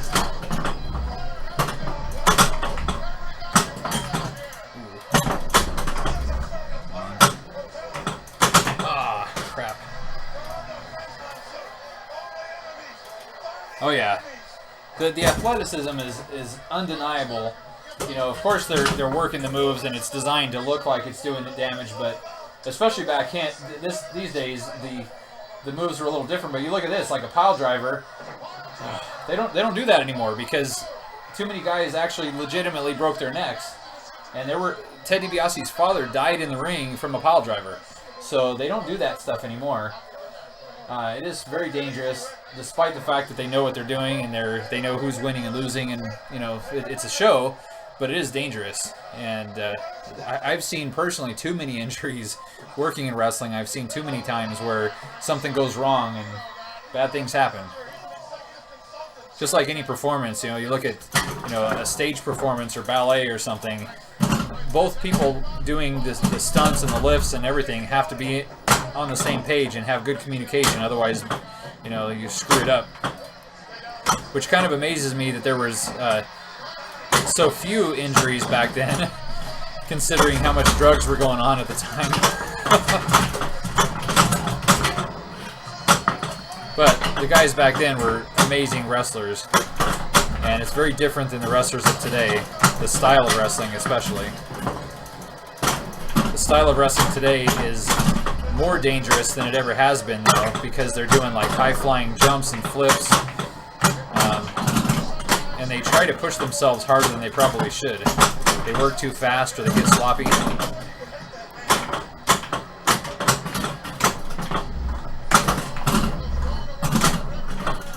Alright, come on.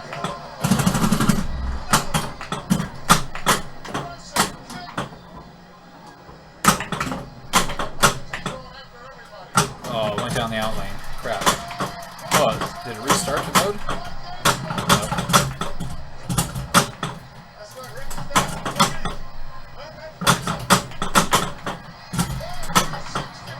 Macho Madness, it's not active. Got an extra ball. That was based on points, I think. But Macho Madness is lit, so I can get back up here. There we go. Nice. 1 million per drop target. Oh, wasted. Oh no, 10 million per drop target. That's amazing.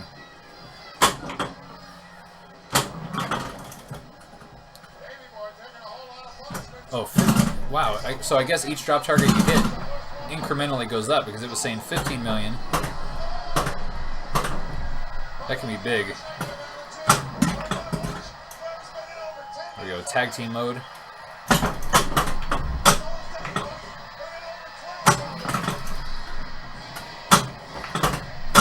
So in the code for this pinball machine, they actually had planned for an actual 4-player mode where you would have 2 teams of 2. So it would be 4 players, but you would be playing as a tag team. And then there would be a mode where the audio is still there where it says tag your partner. So when you have these tag modes, you would actually hit the tag button and then you would switch. So then you'd be playing, and in the middle of the ball, you would switch with a friend who would then take over and tag out. And then you would be playing 2-on-2. And unfortunately that mode never got completed, so it's not included in the game. But what a cool idea. It's actually in the manual, it just never got implemented. You can still technically do it, but it doesn't really track it properly the way it says it would in the book. But you could do 4-player and just set up like player 1 and 3 would be a team, or even just set it up as a 2-player game, and you both just take turns. So every time you hear it say make the tag, then you just switch over and the next person steps in. So that's kind of a fun way to do it if you got 4 people playing. So someday I hope to have my friends come over. It's like I always try to coordinate stuff, and it's very difficult to get more than like 1 or 2 people over at the same time, but I'd love to coordinate like a night, have everybody over for the stream, and actually have a pretty cool stream of 4-player Royal Rumble and WrestleMania and WrestleFest. So we could actually have the 4-player Royal Rumble mode on WrestleFest. That was my favorite thing to do as a kid, is just go to the arcade with my friends and we play a WrestleFest for hours if we could afford to. Usually we went to the Games People Play, where it was a free play, so you just paid an admission and you could free play all day. And that's about the only time we could afford to play for more than a few games.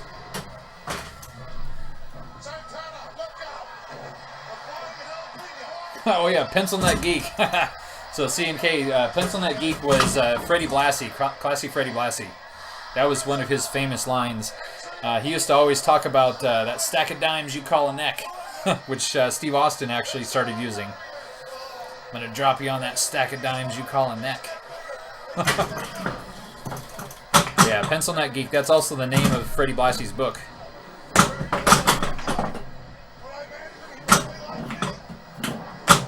And if you're a fan of Andy Kaufman, of course Andy Kaufman was very involved in Southern Pro Wrestling with Jerry Lawler. They had a very realistic feud that had so many people buying into it, which culminated on the David Letterman show, where they staged, because even back then, like, people kind of thought but didn't know that wrestling was kind of set up. Well, they made it pretty. They went all out to make sure people believed that this was authentic. And so they kind of broke the fourth wall, but then they went back, and it was brilliant for the time, especially for the time. But Andy Kaufman was pretty incredible when it came to that. So he actually made a movie that was kind of a parody of a movie called My Breakfast with Andre, which had nothing to do with Andre the Giant, but he made this parody that was called My Breakfast with Blassie. And it was him and Freddie Blassie having breakfast in a little diner, and they just talk about things for an hour. And it's the most interesting, awkward movie of all time. And from what I understand, some of it was set up, but there was people in the restaurant that they weren't in on it.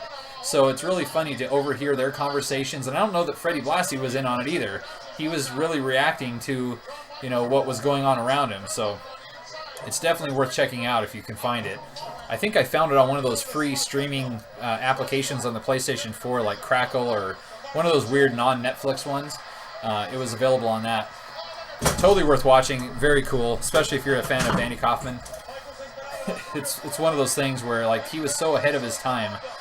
He was doing stuff that people are still influenced by his comedy today, with the hidden camera stuff, and even a lot of the internet viral videos. If Andy Kaufman was still alive, he would be the king of the internet. He was so good at that stuff.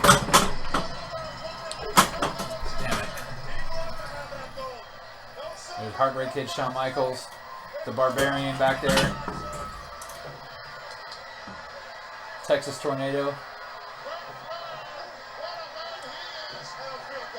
So, Ten Spence asking about whatever happened to Rey Mysterio. So, he left the company. He had been injured multiple times, and he had been out of the company technically being paid, but he's been injured, so they released him at the end of his contract. So now he's actually going to work for Lucha Underground, and he's been in Mexico working for AAA. So he's going to be on Lucha Underground, which is on the El Rey network, I believe on Tuesdays or Wednesday nights. I don't get that channel, so I haven't watched it, but it's really good.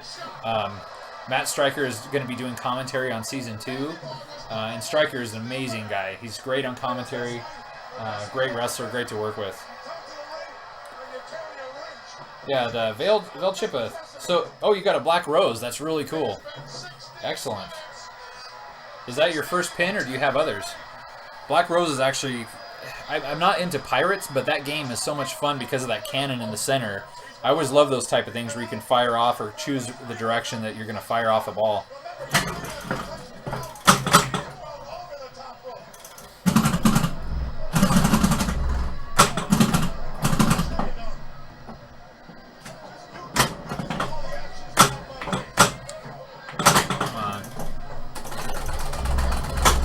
Video mode up there, beating the crap out of Yokozuna with a chair. There we go. Sleeper mode. Man, my right flipper is giving me problems tonight. I'm probably going to have to work on that. There we go. Oh, Repo Man. His music was great. Started out with Repo Man. And then he would just kind of come out all sneaky.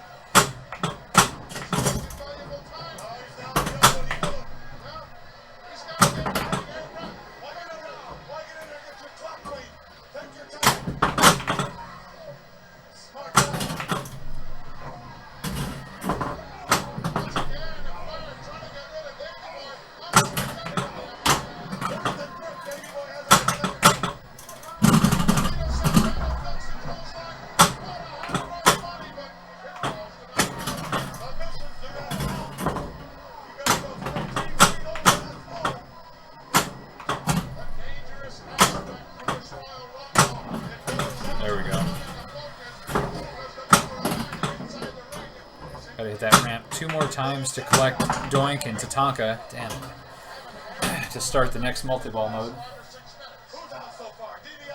So the Barbarian, I didn't care for him so much as the Barbarian, but he used to team with the Warlord, and they were the Powers of Pain, and they were just an amazing tag team. But Warlord himself was literally like a He-Man action figure. He had this chrome half face, kind of like Kano from Mortal Kombat, and he had this big scepter with a big W on it, big shoulder pads. I love the characters back then, because they truly were like real-life comic book heroes and real-life He-Man action figures. So much fun. 2X bonsai. There we go.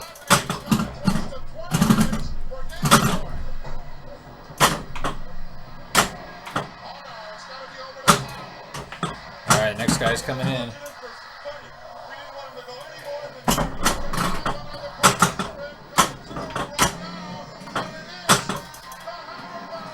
Greg Valentine. Aw, that sucked. Yeah, my right flipper I can tell is a little bit weaker, so I don't know if the coil's going bad or possibly my wiring is getting loose under there. Greg the Hammer Valentine. He actually comes from Seattle. And he never really was a great character in WWF. He was already kind of like at the end of his career, even though they tried to repackage him and they put him with the Honky Tonk Man and he became one half of Rhythm and Blues and they dyed his hair black and they made him both be like Elvis impersonators. And that was actually in 1990, so that was prior to this. So this was after they kind of gave up on that and he just kind of went back to being the Hammer, which he was a great wrestler, but they never really built him up with a great character. In this era when everybody was a cartoon character, he was just like a regular fighting wrestler. So I think he was a little too old school even at that time. Whoa, that was quick. But the Hammer and Flair always kind of feuded because Greg Valentine also used the figure 4 leg lock.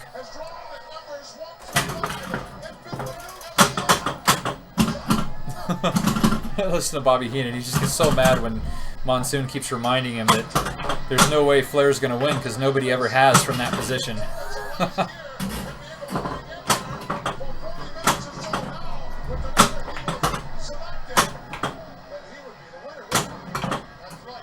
So for anybody who doesn't know the rules of the Royal Rumble, they start with 2 guys, and then every 2 minutes another guy comes out, and the only way to be eliminated is to be thrown over the top rope with both feet touching the floor on the outside. So if you go under the ropes or through the middle ropes, you can still land on the outside without being eliminated. So over the years, many wrestlers kind of use that to their advantage, where they'll actually try to sneak out under the ring, and they'll hang out on the outside without being eliminated. And if you're out there, you have no way of being eliminated without being brought back in and thrown over the top. So most famously, Rick the Model Martel rolled out under the ring and then just laid down on the floor and stuck there for almost an hour one year. And actually Jerry Lawler did a similar thing one year. Not nearly as long as the Model.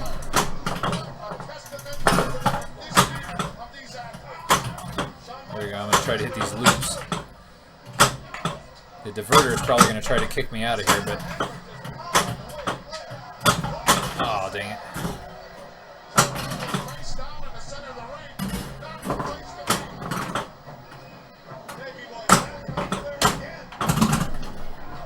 I need to look at the chat window here in a second.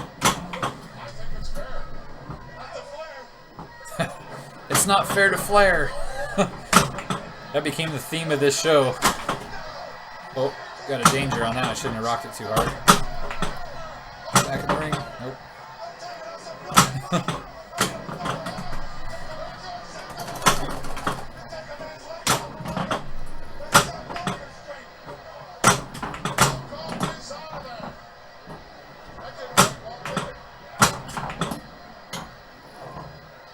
Come on. Oh, crap. Hey, there's Barryman 1985. How's it going? Thanks for coming in. We're playing Royal Rumble Pinball and watching the 1992 Royal Rumble, which is the show that this game was actually developed based on. Tag team mode, you said, wasn't included in the game. Sounds interesting. You can do something like that in other games too. Right, yeah. It was supposed to be an official mode where you could actually switch out and the game would prompt when you're supposed to switch. And they never implemented, but it's kind of fun to do. But they still left the audio effect in there, so it does say tag your partner sometimes, which it also uses occasionally when you're supposed to count the 3 count. So it's a little confusing. It's like they sort of worked it in, but they never fully implemented it. But yeah, it's a lot of fun. Alright, Demented Warlock, thanks for hanging out. We'll catch you later. Really appreciate you hanging out here. Yeah, Barryman, Kofi Kingston has had some crazy saves at the Royal Rumble. He definitely has.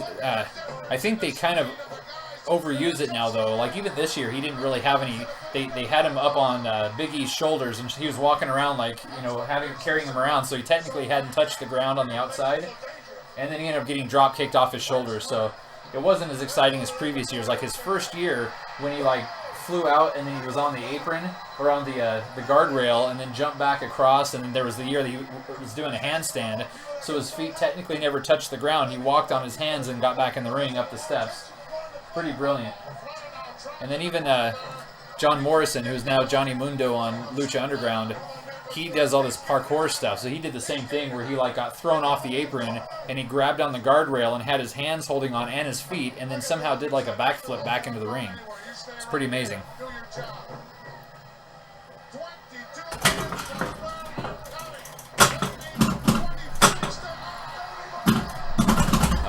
The British Bulldog has been eliminated. Oh, that sucks. I put my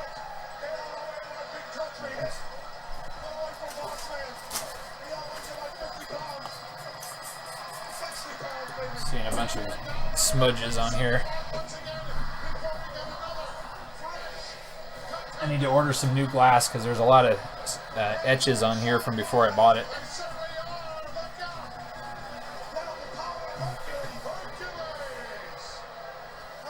I gotta say, I love the smell of Simple Green. It reminds me of when I worked at the Tilt Arcade in the mall when I was in high school. I used to clean the machines every night with Simple Green, and that smell just reminds me of working in that arcade.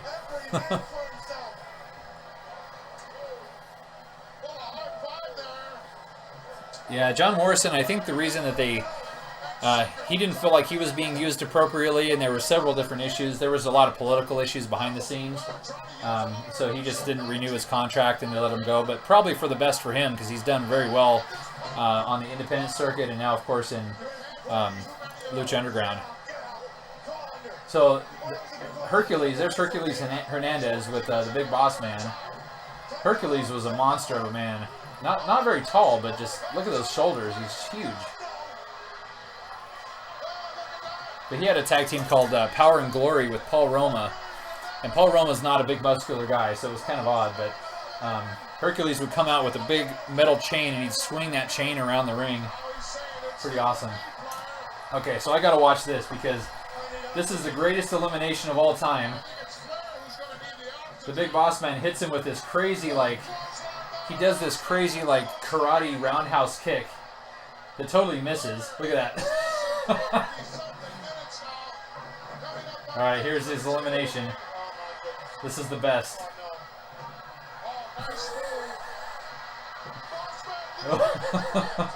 So he gets caught up on the top and he's flinging around, and then as he goes over, his neck catches the bottom rope and it like gives him whiplash on the way down.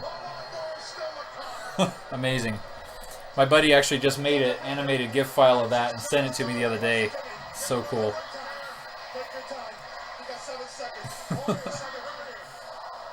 How much could you buy one of those in decent shape? So the Royal Rumble pinball. So this is 1994 Royal Rumble.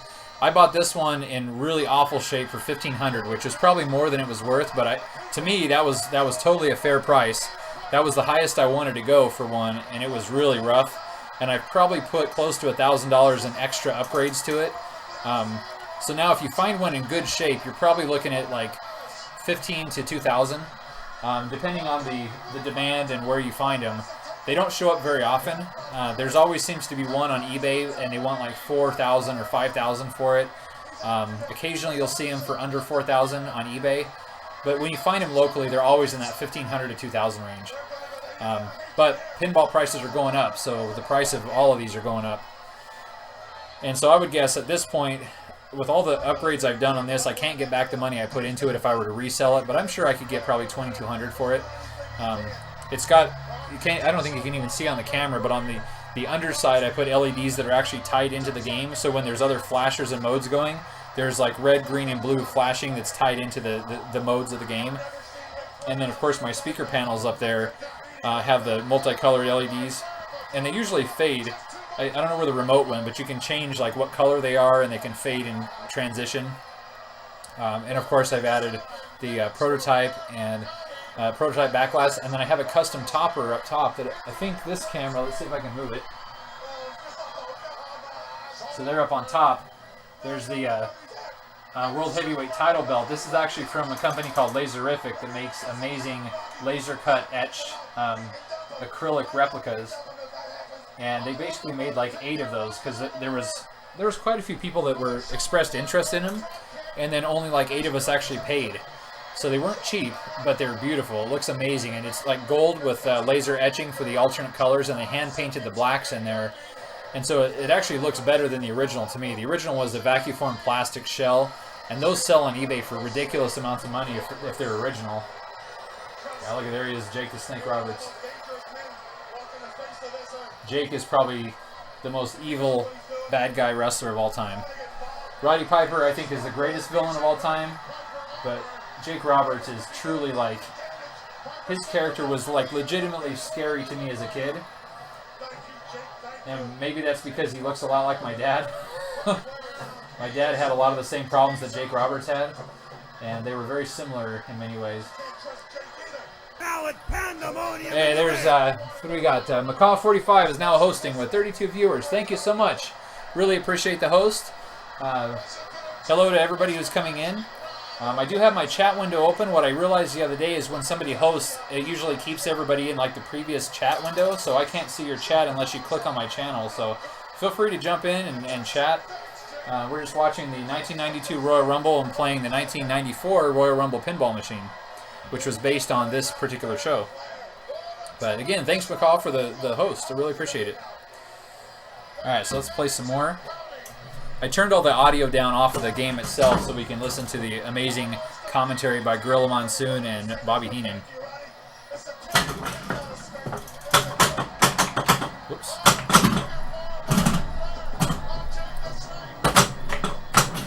And if you have any questions about wrestling of any era, I can probably answer it. So feel free to post that into the chat. If you have any questions about the pinball machine or anything about pinball, let me know. I've got a whole bunch of pinball machines and arcade games. If you're watching on a PC, you can scroll down and I've got a whole list of all the games that I have available.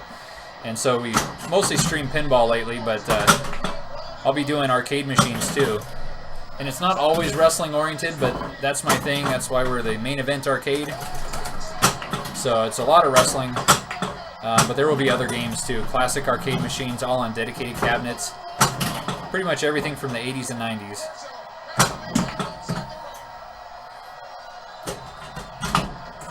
Yeah, Bobby Heenan and Gorilla Monsoon is definitely my favorite commentary team of all time. And I'm so glad on the new Stern WrestleMania pinball machine to the right of me here, they put both of them on the front. So Gorilla and Bobby are on the front of the machine with the classic Vince McMahon when he was just a interviewer. So they did a great job with the LE art package to really get that classic golden era feel to it. Alright, so this mode in pinball right now, I've got the Pandemonium multi-ball, which is an add-a-ball mode. So what I'm supposed to be doing is getting the ball back up into the mini playfield, the ring at the top, and then that orange flashing light up there, if you get the ball stuck in that, it will actually kick another ball in as if it's another wrestler. Oh, I lost it. Oh, both.